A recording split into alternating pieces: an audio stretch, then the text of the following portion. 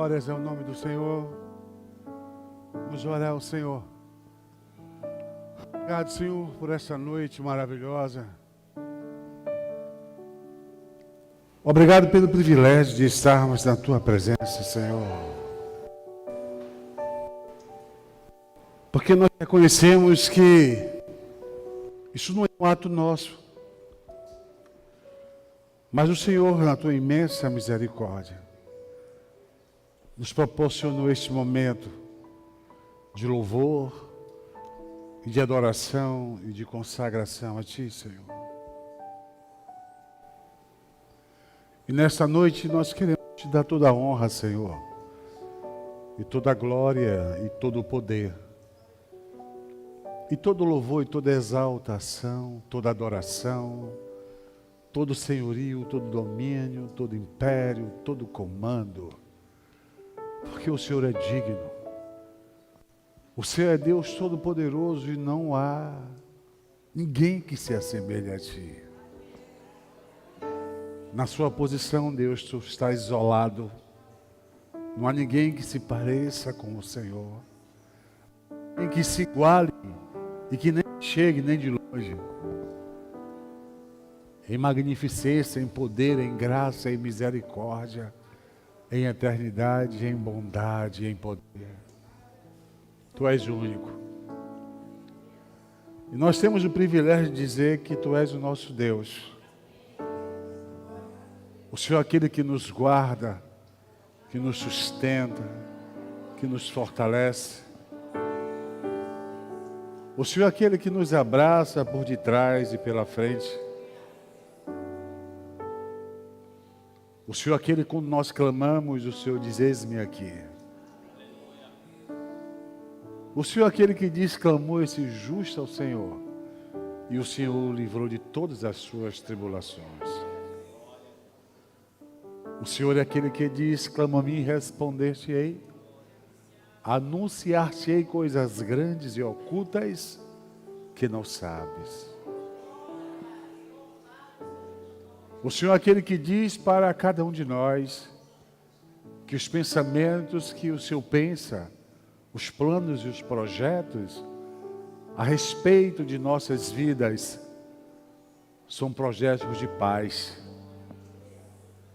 Projeto que nos dá um futuro esperançoso.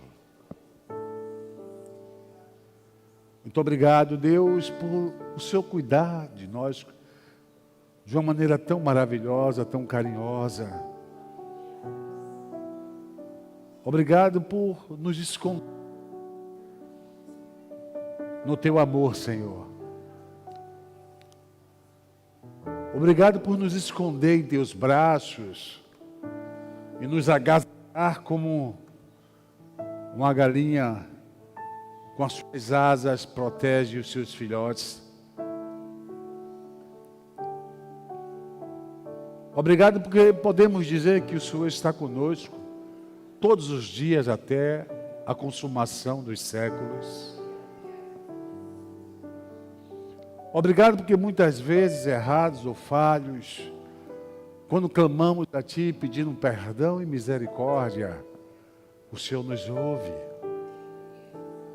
Obrigado pelo sangue do Cordeiro Jesus Cristo de Nazaré, que está sobre nós, sangue pelo qual somos justificados diante do Senhor. Muito obrigado pela salvação disponível que o Senhor vai dar ao mundo todo, Senhor. Obrigado, Senhor, pelo Teu cuidado, Teu zelo.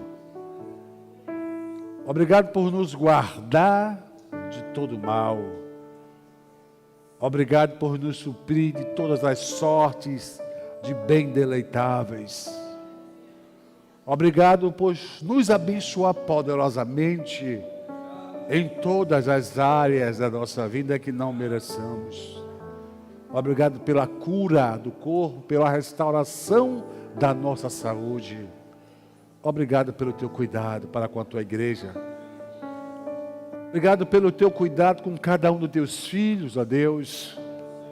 Obrigado até por aqueles que ainda não têm uma aliança contigo, Mas quando eles clamam a Ti, o Senhor ouve. Porque o Senhor é um Deus que ama a Tua criatura. O Senhor socorre a todos que vêm ao Senhor. A Tua mão está estendida 24 horas para salvar, para abençoar, para resgatar. Muito obrigado, Deus. Nessa noite de hoje nós convidamos o Senhor para assumir a primazia deste culto, deste trabalho, para o Senhor glorificar o Teu nome, ó Deus, em nome de Jesus. E também pedimos ao Senhor que envie dos céus anjos guerreiros poderosos para expulsar deste local, Pai, toda influência maligna, todo poder maligno, onde está fustigando, onde quer atrapalhar, onde quer causar desacordo, onde quer dispersar as pessoas, confundir as pessoas. Esse espírito que traz preocupação à sua vida nesse momento, inquietação à sua vida nesse momento, no nome de Jesus Cristo de Nazaré, nós repreendemos agora e liberamos agora o poder de Deus sobre a sua vida. Nós liberamos a graça de Deus. Nós profetizamos que sobre sua vida está o Espírito de Deus. Nós profetizamos sobre sua vida que Deus falará, Deus consolará, Deus restaurará a sua vida. Porque Ele diz: vinde a mim todos cansados e oprimidos, todos vocês que estão cansados e oprimidos, vinde a mim e eu vos aliviarei. O Senhor está com suas mãos estendidas para te aliviar, para te curar, para te fortalecer, para te restaurar nesta noite, em nome de Jesus. Obrigado, Senhor. Amém. Todos disseram amém? Amém. Glória a Deus, aleluia. Agora você vai pegar a sua Bíblia, você vai abrir lá no livro de Gênesis. O capítulo 3 de Gênesis, você vai abrir lá.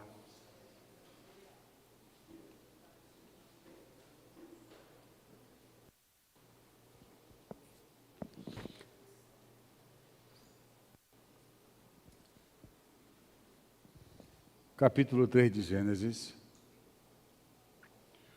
O versículo 7 em diante, alguns versículos são passados, não diz assim, o versículo 3, de 7 a, perdão, capítulo 3, dos versículos de 7 a 8.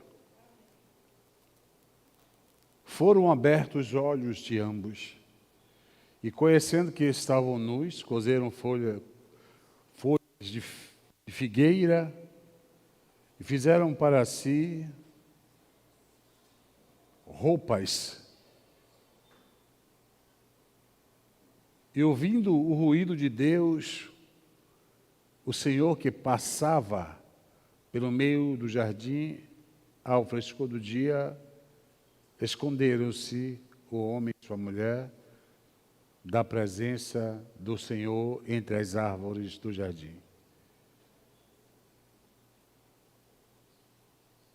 Fez Deus, o Senhor, para Adão e para a mulher túnicas, aí é o versículo 21. Fez Deus, o Senhor, para Adão e para a sua mulher, túnicas de peles de cordeiro e os vestiu. Amém? Que o Senhor nos abençoe com essa palavra, que o Espírito Santo Ele ministra em cada coração, em nome de Jesus. Pode sentar-se.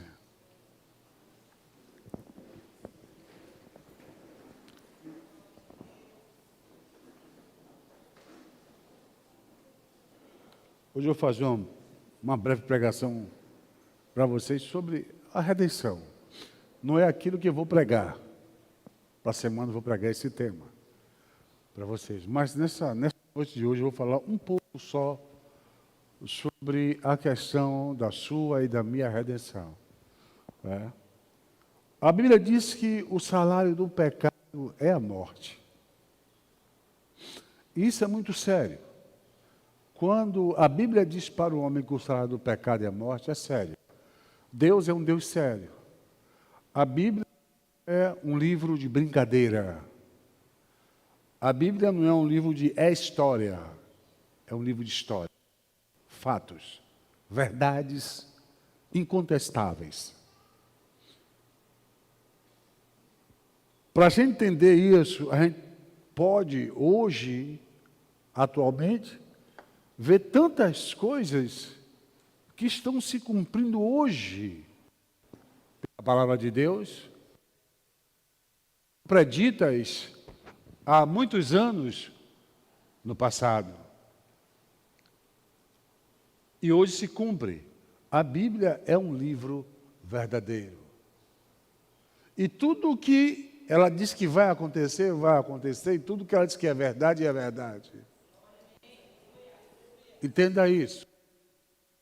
Deus disse que passa céu e passa terra, mas a palavra dele não vai passar. Ela vai se cumprir. Palavra por palavra, ela vai se cumprir. E nós, seres humanos, devemos temer a Deus e olhar para a palavra dele e crer na palavra dele. Jesus, sexta-feira, ele falando para uma multidão, ele disse assim: examinai as Escrituras, porque são elas que testificam de mim e nelas tem a vida eterna. Então Jesus, ele nos aconselha, ele nos exorta, ele nos impulsiona, nos incentiva a nós termos conhecimento das Escrituras Sagradas. Não quer dizer que ele falou que o conhecimento vai lhe salvar. A Bíblia não ensina que o conhecimento lhe salva. Nesse sentido aqui, o conhecimento da palavra de Deus liberta você da ignorância espiritual. E você passa a ter consciência da decisão que você quer tomar. Ou melhor, tem que tomar.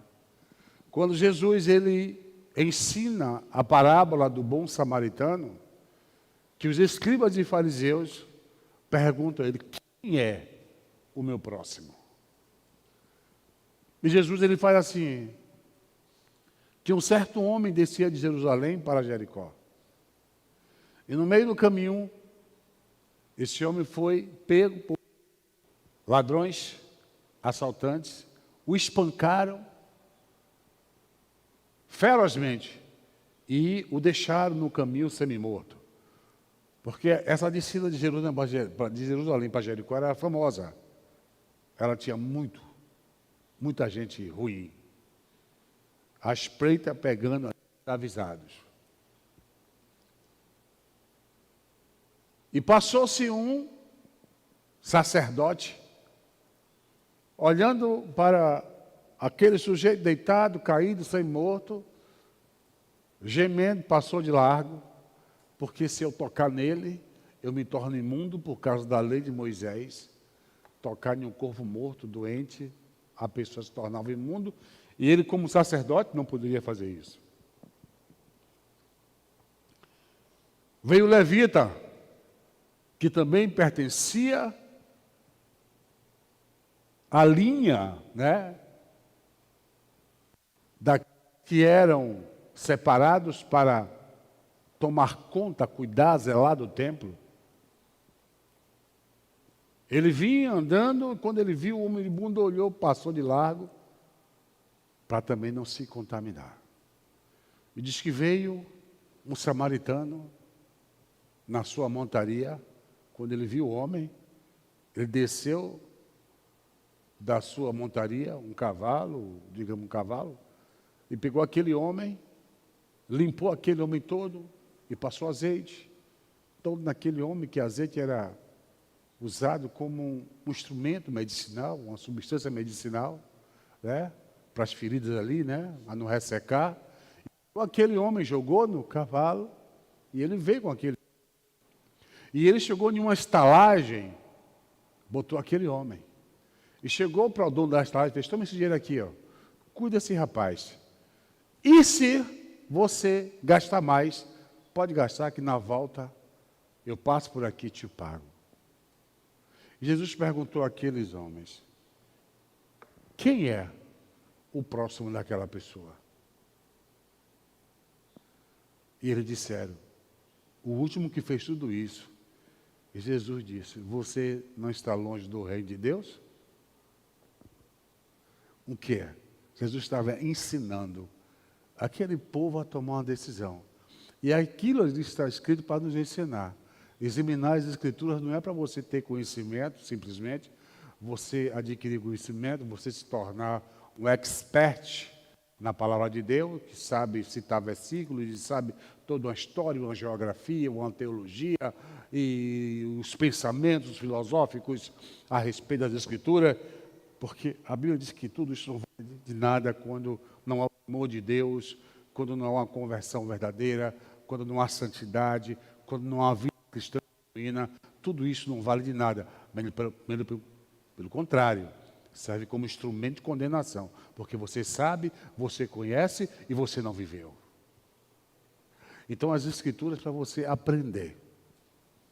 Amém? Você aprender e para você viver. Viver todo dia. Aprenda um versículo de um dia, mas viva ele. O que importa é isso. Jesus disse: o homem prudente é aquele que ouve a minha palavra e pratica. Vive. Vai ser aprovado assim. Você pode ler a Bíblia de capa a capa. Se você não guardar, só vai servir para lhe destruir. Então, você leu pouco, tudo bem, lê pouco, mas viva. Você vai agradar o coração de Deus. Deus vai se alegrar com você. Viu? Você vai ganhar ponto com Deus se você estuda a Bíblia e você vive o que você estuda. Isso é importante. A gente conhecer por conhecer, meu irmão, é melhor não conhecer para não viver. Então, conheça e viva. É o que Jesus está falando. Amém? E aqui, a Bíblia diz que os homens, Adão e Eva, eles pecaram. E quando eles pecaram, eles viram que estavam nus. Porque eles, quando comeram do fruto, a primeira coisa que o fruto fez foi abrir os olhos deles. Talvez isso se pareça para muitas pessoas um conto de carochinha, né? Uma coisa engraçada, uma fábula. Mas eu quero que você entenda o seguinte: uma coisa é conhecer o pecado e dominar sobre o pecado, outra coisa é não conhecer o pecado e ser dominado por ele. E foi isso que Deus disse. Se você comer daquele fruto, você vai conhecer o bem e o mal. Deus conhecia o bem? Sim. Deus conhecia o mal? Conhecia. Não tem nada que ele não saiba. Deus sabe o poder do mal, Deus sabe a influência do mal. Quando o homem conheceu o mal, o homem não só conheceu que o mal existia, mas o próprio homem foi influenciado pelo mal. E é isso que Deus estava falando para Adão e para Eva. No dia que você comer, você vai morrer. Porque você vai conhecer algo que você não tem controle. Você quer ver uma coisa? Vamos pegar um exemplo prático. Você sabe o que é uma guerra nuclear? As primeiras bombas nucleares foram jogadas em Hiroshima e Nagasaki, não foi?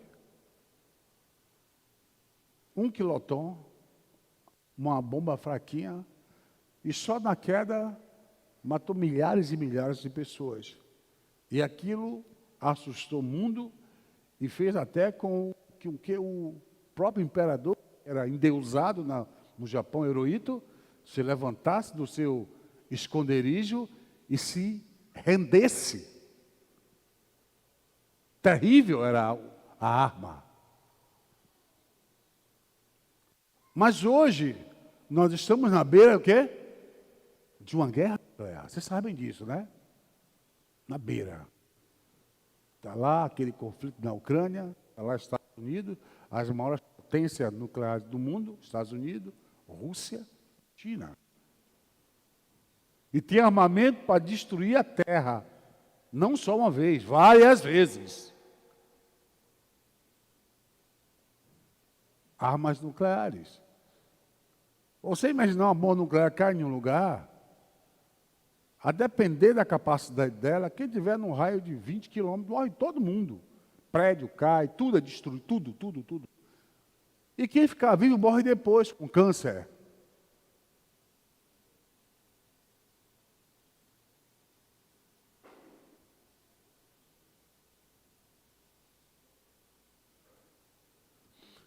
Agora imagine você se um homem não descobrisse até que essa tecnologia da fissão nuclear, essa tecnologia nuclear. Hoje nós não teríamos armas nucleares. E nós estávamos livres de uma guerra. Mas o homem descobriu essa tecnologia assustadora, né? A chamada de paz armada. Cada um faz seu arsenal nuclear e um tem medo do outro. Só que o homem não tem controle sobre isso. Dado momento, alguém vai apertar o botão. Ele não tem controle, ele não consegue, é maior do que o homem. E se junta com a capacidade humana perversa, louca. E é fácil você começar uma guerra e destruir bilhões de pessoas. Volto para o Gênesis. Deus disse, é a árvore da ciência do bem e do mal. Se tocar, vai morrer. O diabo disse, não, é o seguinte, no dia que você tocar, você vai se tornar igual a Deus. Verdade, igual de conhecer, mas não de domínio. Aí o pecado veio e dominou sobre o homem, escravizou o homem. O conhecimento do bem e do mal. Veio escravizar o homem não tinha mais opção de escolher. Porque o mal também dominou. E foi disso que Deus queria livrar o homem. Porque o homem não tem o controle sobre o mal, assim como os homens também não têm controle sobre esses armamentos, não têm controle sobre a decisão do outro. Por isso, em qualquer momento, uma coisa ruim pode explodir. E eles pecaram. E diz que foram abertos os olhos e conheceram que estavam nus. Primeira coisa, conheceram que estavam nus. Aí entra a volúpia, já começou a entrar aquela parte deturpada da sexologia.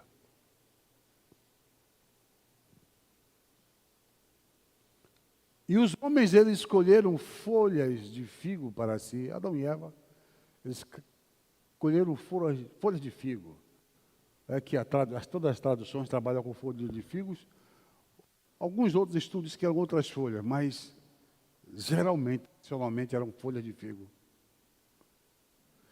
E eles fizeram para si, vestes, para não ver um no dedo do outro por causa do pecado. Porque quando ele olhava no dedo do outro, ele via o pecado que eles cometeram.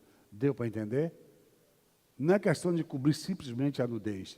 É que quando via um enxergava o outro nu, ele via o pecado que ele cometeu. Os dois viam o pecado. Então, quando ele se vestisse de figo, ele deixava de enxergar a nudez e aquele alívio da consciência pesada que pecou passaria. O nome disso chama-se justiça. São pessoas que querem se justificar pelas suas obras. Eu dou muito esmola, eu faço isso, eu dou aquilo, eu sempre estou ajudando, eu faço, aconteço. Até na igreja eu dizimo, eu oferto, eu faço, aconteço. Eu saio distribuindo bem com as pessoas, eu dou cesta básica, eu vou nas ruas dar mingau, dar comida, eu dou dinheiro para orfanato. Tudo isso é muito bom. Coisa que eu faço, eu compro com 2 instituições. E não são instituições evangélicas, mas são instituições sérias. Eu coopero, eu pessoalmente.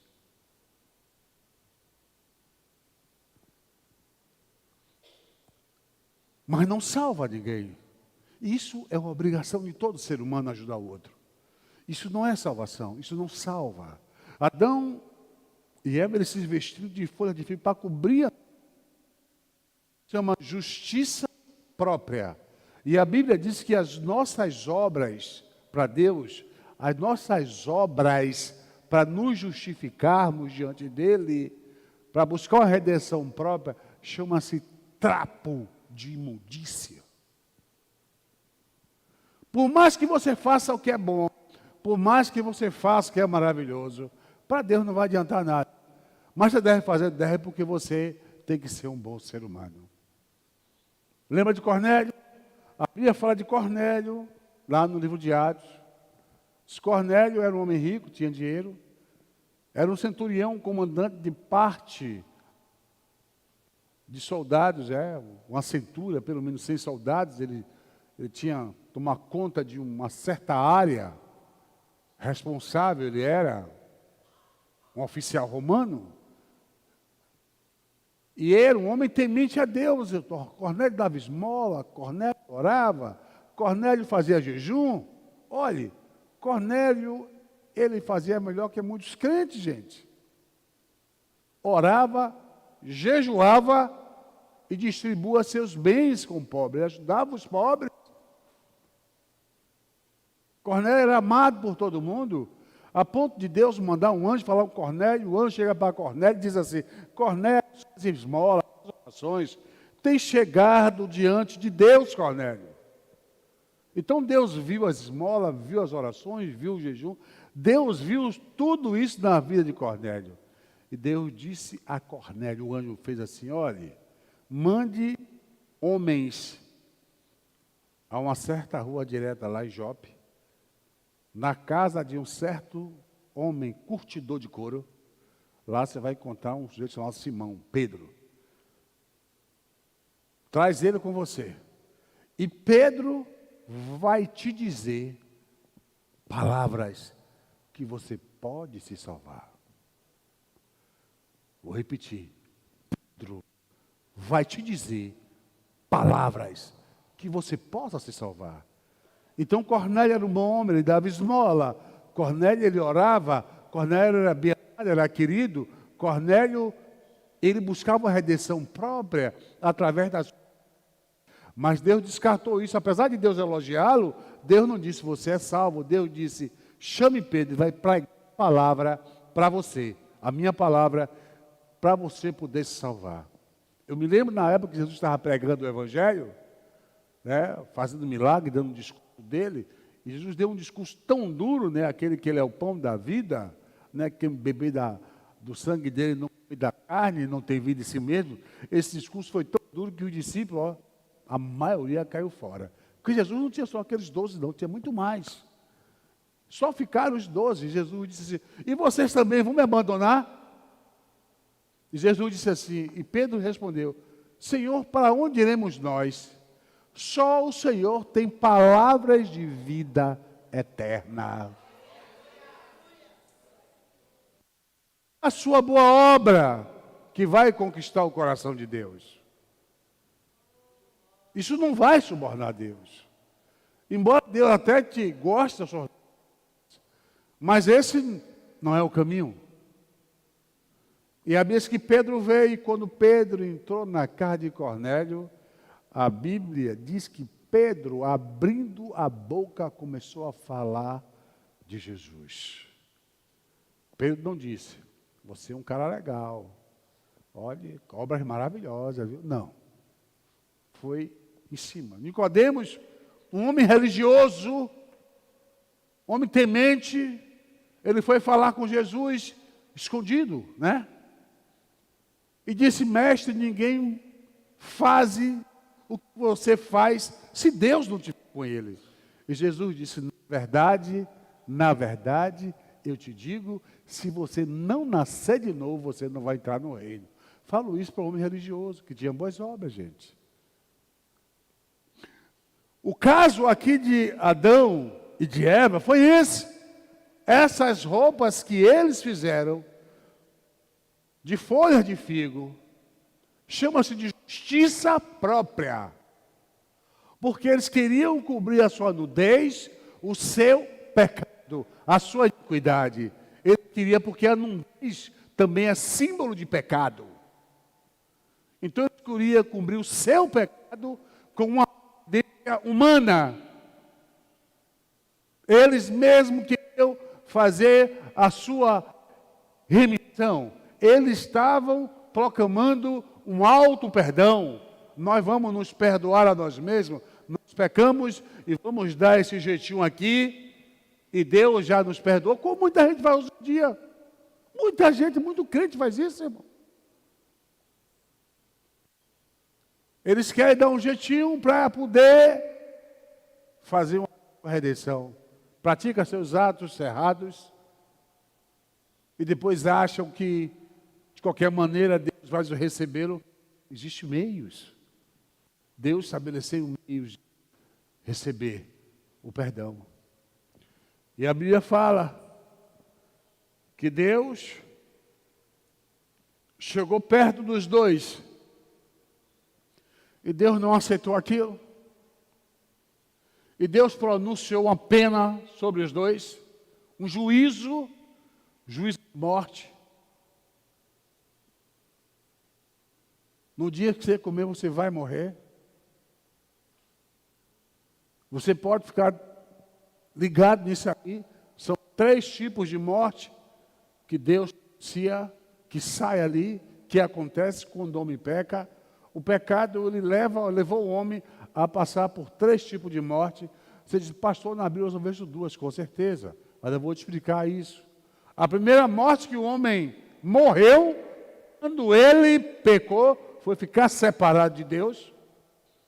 A Bíblia diz que o pecado separa o homem de Deus, da glória de Deus, da presença.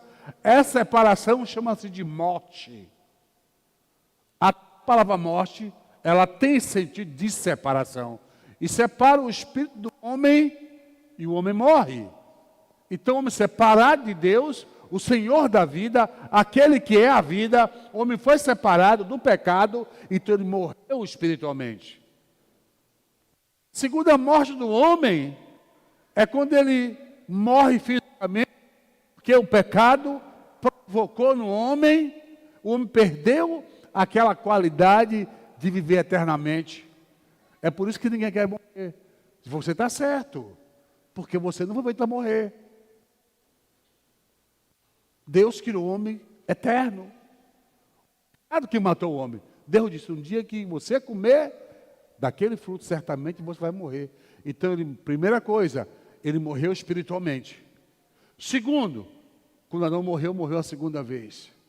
E quando o homem morre a primeira e a segunda, sem se reconciliar com Deus, ele morre uma terceira vez, que ele é lançado no lago de enxofre e de fogo, o lago ardente. A Bíblia chama isso de segunda morte.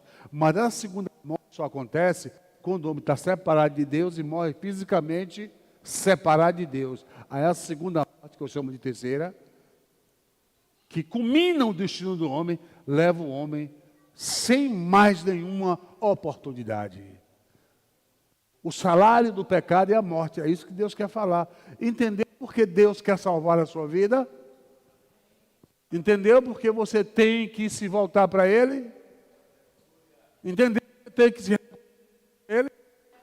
Entendeu porque o mundo não vale a pena? Que a perdição e morte eterna. E a Bíblia diz que Deus fez, chamou os dois, pronunciou a morte para o homem, para a mulher, para Satanás, os 3, juízos para os 3.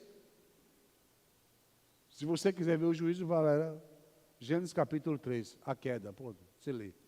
Já preguei isso aqui demais. Mas a Bíblia diz que Deus faz para Adão e para Eva roupas de pele de cordeiro.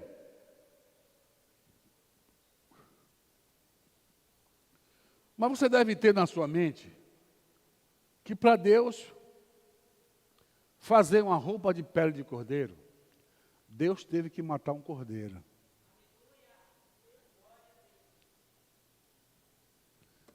Não apareceu do nada.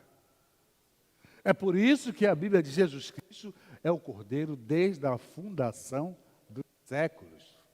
Ó.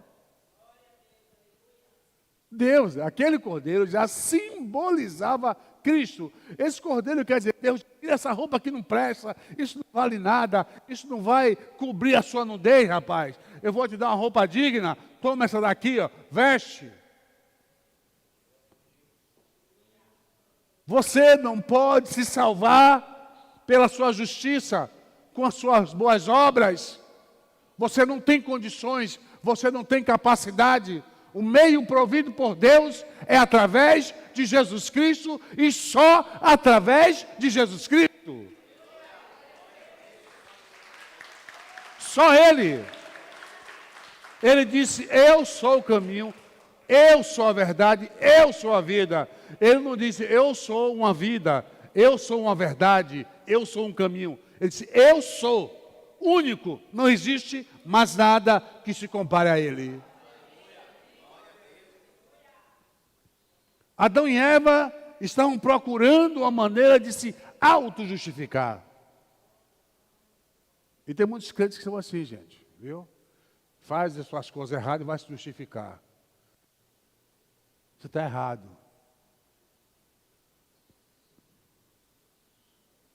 Quando eu converso com uma pessoa, você está errado, está pecando. Vá para Deus, não esconda nada que Ele sabe o que você faz. Confesse.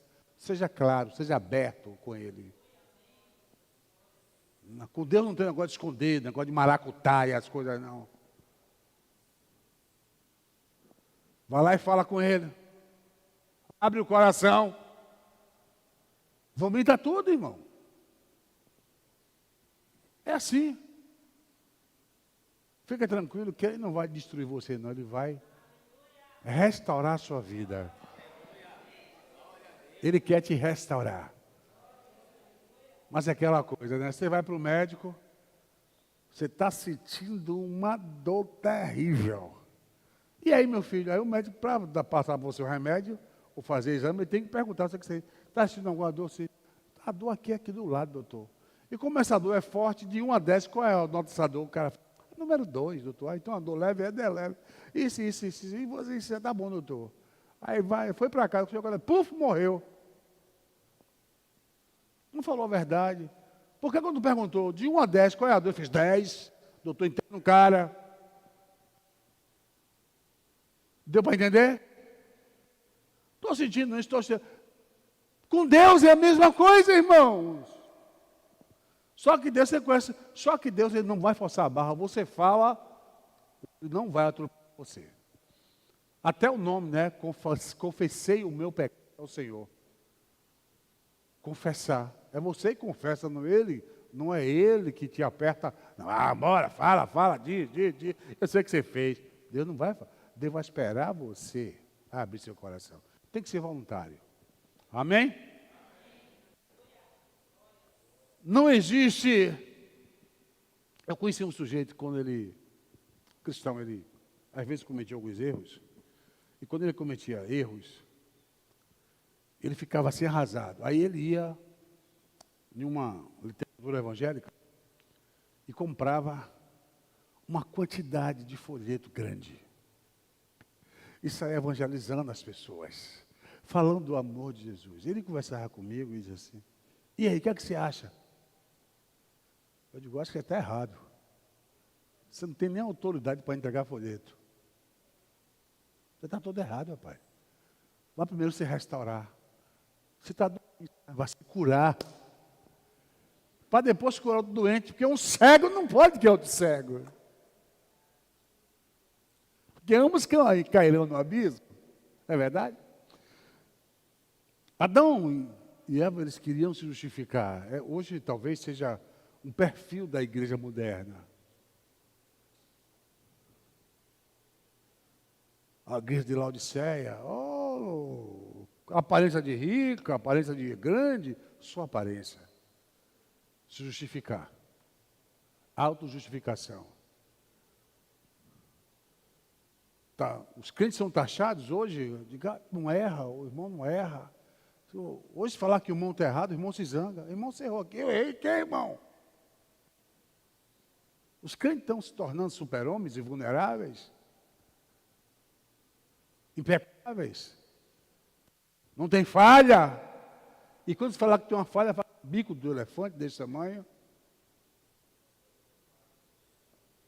E tem aqueles que são orgulhosos.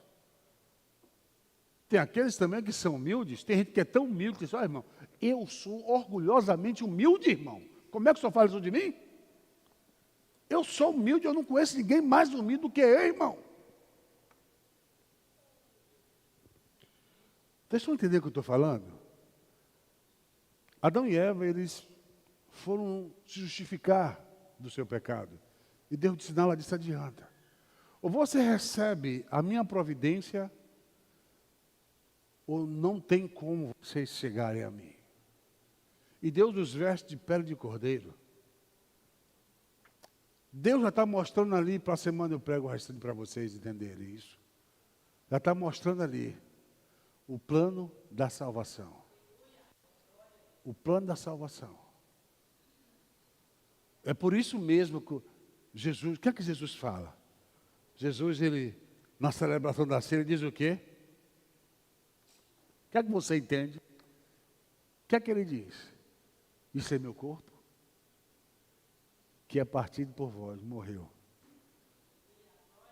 Tomai e bebei, isso é o meu sangue que é derramado por vocês. Esse cordeiro aqui, a carne dele foi partida e o sangue dele foi derramado por Adão e por Eva. Vocês estão entendendo? Aqui é Deus mostrando o meio da salvação, o meio da redenção do homem. Amém? Que Deus nos abençoe nessa noite de hoje. E para a semana eu prego sobre o resgatador. Né? Os entraves da sua salvação e da minha. Que entraves, existem entraves, meu irmão. Cada um, você nem imagina. Para Deus para superar. Deus superou isso porque Ele nos ama, né? Você vê mesmo lá no Éden, né? Ou no Gólgota. Quando a coisa pegou, Jesus olhou para o seu pai e perdoa, porque não sabe o que faz. E você não tem ideia porque Jesus fez aquela oração, né? Você tem ideia? Nem imagine. Se Jesus disse, pai, perdoa-lhes, porque não sabe o que fazem, alguma coisa estava estranha. Jesus não fez isso de graça. Não fez só uma exibição de perdão. Você acha? Eu não. Ele estava ali aplacando a ira de Deus. Amém? Então vamos celebrar a ceia do Senhor em Jesus Cristo de Nazaré. Então você que está no YouTube aí hoje, certo? Seja abençoado nesta noite, receba a bênção do Senhor onde você está, viu? E para a semana nós estaremos aqui e estaremos orando por você. Se você tem uma questão assim, diante de Deus, venha assistir a nossa pregação e nós vamos orar. Seja o problema que você tem, principalmente problemas de ordem familiar. Amém? Ontem nós tivemos aqui o culto de mulheres, não foi, gente?